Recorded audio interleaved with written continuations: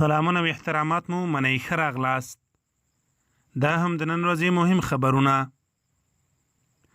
د بندیانو د خلاصون په سلسله کې نن طالبانو په تخار او کندوز ولایتونو کې نږدې 40 تنه دولتي عسکر خوشي کړي دي.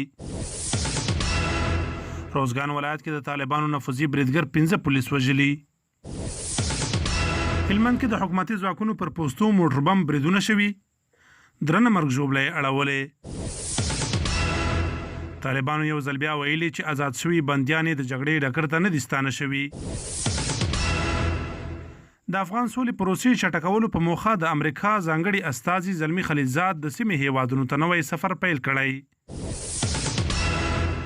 ایران د خلیلزاد څرګندونو ته په غبرګون کې ویلي چې د افغان سولې پروسې کلک ملاتړ ته ژمن دي.